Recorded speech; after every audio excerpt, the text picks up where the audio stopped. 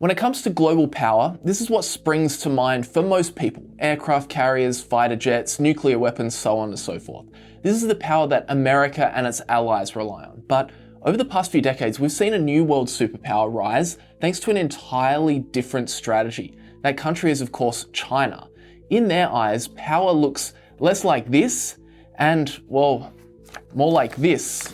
Documents, laws. In this case, this is an official announcement from China's Ministry of Commerce that China will now be controlling the export of silver to foreign nations. You see, while China also boasts a very strong military, over the past few decades, they have focused relentlessly on controlling critical choke points of the global economy, particularly in minerals, which is starting to give them big leverage over the United States and other countries globally, not with these things, but with these things. And the crazy thing is, these bits of paper might be more powerful because once these choke points are controlled, they create big economic shortfalls in other nations that can't be rectified by China's adversaries, at least not without a ton of investment and a heck of a lot of time. So in this video, I want to talk about China's quiet plan to choke the United States and the global economy and the 5 key pillars that are helping them do it. Now, the first core pillar, and the one that's been all over the news lately, has been China's control of critical metals. And the one you've likely seen pop up recently has been silver. In fact, in the past few weeks, China has enacted a restriction of silver exports, a metal critical to US industry and defense supply chains. Silver, which has seen an incredible price rise over the past year, has now been reclassified by China from an ordinary commodity to a strategic material, placing its export controls on the same regulatory footing as rare earths. Now, while they're not quite as dominant in silver as they are with rare earths, China still boasts some of the largest reserves and mine production rates of silver globally, and more importantly, controls 60 to 70% of the global silver supply. Silver, which is, as of now, being protected for domestic use in China. But as I'll talk about in a bit, China's dominance in silver differs slightly than their dominance in rare earths, as in the case of silver, it's quite simply because the Chinese are the world's largest consumers of the metal. They're major manufacturers of solar panels, EVs, consumer electronics, and power grid components. They're burning through their supplies, which actually means a lot of the time silver can be sold to China for more than it can be elsewhere. In fact, Chinese companies are even reaching out, offering to buy physical silver at $8 over market price, which is about a 10% premium. Now, the result? A lot of the world's silver gets sold to China. They have some of the largest reserves. They're also producing a large chunk of the world's silver themselves. And now they're turning around and restricting foreign access to that key metal. That stings. And this is such an issue in electronics supply chains that it even prompted Elon Musk to weigh in on the issue over on X, saying, quote, "This is not good. Silver is needed in many industrial processes." So China has tightened the clamps on the silver supply and are treating it much more as a strategic asset to be protected than a commodity to be exported and traded. And this gives them enormous power at the negotiating table. But interestingly, doesn't just stop at silver. China has an even bigger chokehold on another even more critical resource that we need to talk about next. And with that, I just wanted to say a big thanks to investing.com for helping provide a lot of the research for this video. If you want stats, news, and analysis on all the major commodities markets around the world, it is a great place to check out. But where I find it exceptionally useful is in their Investing Pro subscription. Why? Because they have a very useful UI to track your watch list, so you stay on top of fair values and you never miss a buying opportunity. The Ideas tab helps you follow gurus like Buffett, Dalio, Klarman, etc. And ProPix AI is also super useful to follow different investing themes over time, for example, top value stocks or best of Buffett. Warren AI is also a helpful feature when it comes to investing research, and it's even helped me do some research for this video, explaining, for example, how China's recent export controls on silver will affect the United States. Overall, if Investing Pro looks like something you'd be keen to try, use my referral code linked in the description or pinned comment, or scan the QR code up on screen. That will score you 15% off. Definitely check it out if you're interested, and thanks to investing.com for sponsoring the channel and supporting our mission. Now, beyond silver, the second core pillar and most obvious display of China's economic control in resources is seen in rare earth elements. Rare earths are a group of 17 metals. Here they are on the periodic table, and the reason that everybody cares so much about them is that they sit at the core of a lot of modern technology and modern military equipment. Now, despite their name, rare earths are not particularly rare. Deposits exist across the United States and Australia, Africa, parts of Europe. So the real bottleneck isn't necessarily geology, it's actually processing. Now, according to industry estimates, China accounts for roughly 60 to 7% of global rare earth mining, but far more importantly, it controls around 85 to 90% of global rare earth refining capacity. This is the important bit, as the refining is where real economic and strategic leverage sits. Because over the past several decades, Western countries have largely stepped away from rare earth refining. The process is very capital intensive, it's environmentally damaging, and it's politically unpopular.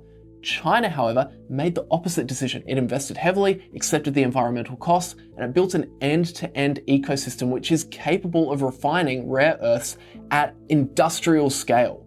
And as a result, even rare earths that are mined outside of China are frequently shipped there for processing before being sent back to global manufacturers. So for electric vehicle motors, wind turbines, smartphones, data centers, advanced electronics, and on the military side, we're talking fighter jets, missile guidance systems, radar arrays, night vision equipment, precision weapons. The rare earth elements that are at the core of these technologies are almost completely controlled by China. So to put it bluntly, rare earths don't just support economic growth, they basically underpin the military capability of countries. And this is why the US is now suddenly so concerned about rare earth refining, because China actually controls the bottleneck to a lot of America's top-end tech. And while new mines can be developed, albeit over a period of many years, rebuilding the refining capacity that requires, specialized infrastructure,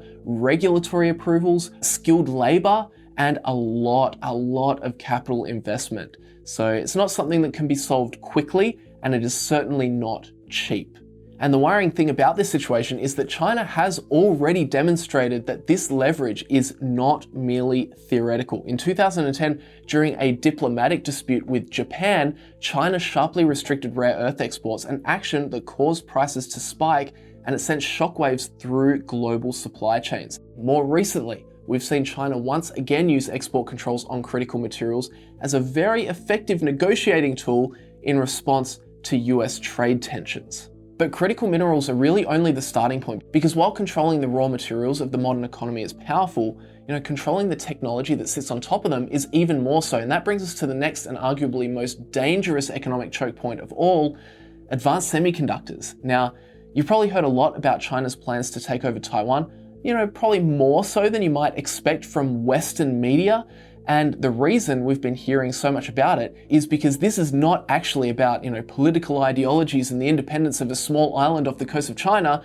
This is about controlling the world's supply of advanced semiconductor chips. And really, it's about controlling one company in particular, TSMC, Taiwan Semiconductor. While many people assume that companies like Nvidia, Apple, and AMD manufacture their own chips, reality is very different. These firms are just chip designers, not manufacturers. And in fact, the physical production of the world's most advanced semiconductors, particularly at the leading edge 3 nanometer and 5 nanometer nodes, is overwhelmingly concentrated at TSMC. Estimates suggest that around 80 to 90% of the world's most advanced chips are manufactured in Taiwan, with TSMC responsible for the vast majority of that output. Now, this concentration creates one of the most extreme economic choke points in the modern global economy, because advanced semiconductors are not just, consumer electronics components. They sit at the heart of artificial intelligence, the heart of data centers, cloud computing, advanced weapon systems, surveillance technologies, and basically all modern military hardware.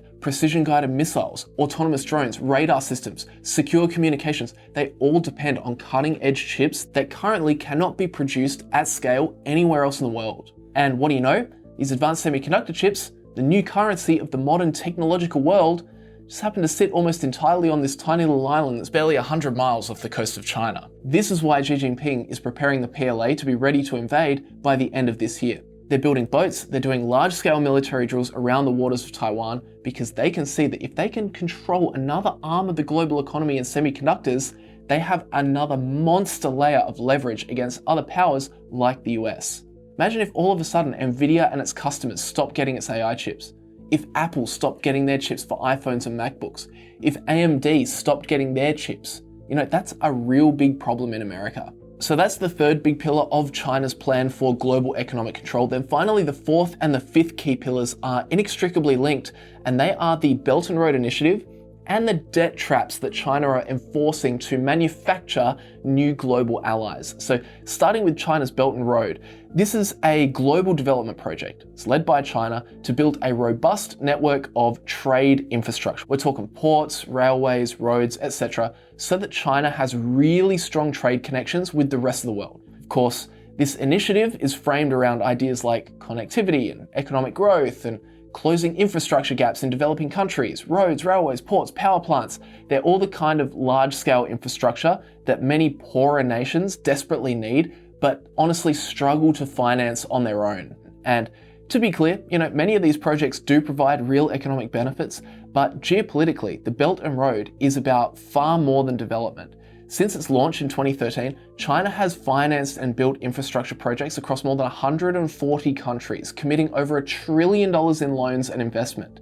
Now, these projects are not randomly distributed. They are heavily concentrated around ports, rail corridors, pipelines, energy routes, the arteries of global trade. And this is the key point. Global trade does not move freely across the map. It moves through bottlenecks, ports, straits, canals, rail hubs, logistics corridors. Whoever influences those bottlenecks gains influence over the global economy itself. Now, through the Belt and Road, Chinese state-owned companies have become builders, financiers, and in some cases, operators of critical infrastructure near major trade routes around the world.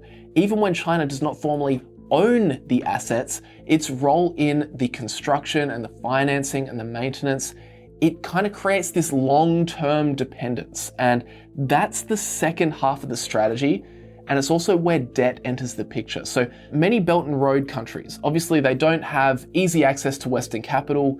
IMF and World Bank financing often comes with very strict conditions, it's slow approval, and there's political constraints. But Chinese lending, by contrast, is fast, state-backed, and it's focused on tangible projects. But those loans are often massive, frequently denominated in foreign currency, and tied to projects that don't always generate enough revenue to comfortably service the debt.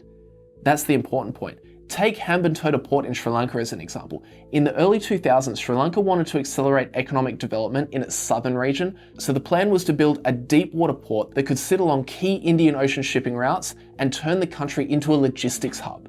But Sri Lanka didn't have the capital to fund a project at that scale, so they made a deal with China. So through Chinese-owned lenders such as China Exim Bank, Sri Lanka received more than $1 billion in loans to build the port, which was largely constructed by China Harbour Engineering Company, a subsidiary of China Communications Construction Company, which is one of China's largest state-owned infrastructure groups and a major Belt and Road contractor globally. So on paper, yeah, sure, it looked like a win-win. Sri Lanka gets modern infrastructure, China gets a commercial foothold along a vital trade corridor.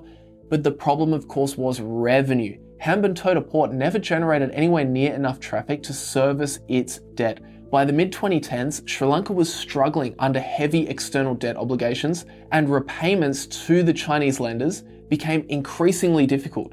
And this is where the leverage appears. In 2017, Sri Lanka agreed to hand over an 85% stake in Hambantota Port to a Chinese state-owned company, China Merchants Port Holdings, along with a 99-year lease, in exchange for debt relief and cash to stabilize its finances. So China, after being the nice guys and building Sri Lanka a massive shipping port, actually now just own this asset and have long-term operational control of a strategic port along one of the world's busiest shipping corridors.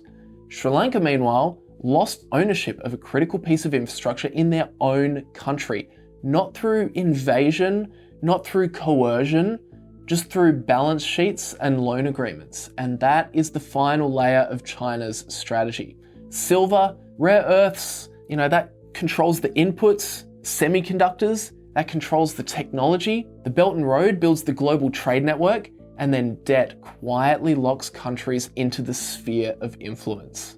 5 pillars that show it isn't necessarily B-2 bombers, that are the cheat code to global power. So I hope that explains how China goes about sinking their hooks into the global economic ecosystem. Also, just at the end of the video, wanted to give a quick shout out to two things. Firstly, thanks to investing.com for sponsoring. Remember, 15% off is yours via the link in the description and pinned comment. But I also want to remind everyone that I will be co-hosting another investing workshop with the one and only Phil Town in Atlanta in March. Yes, we are doing it again. Dates are March 6 to 8. They're 3 full days.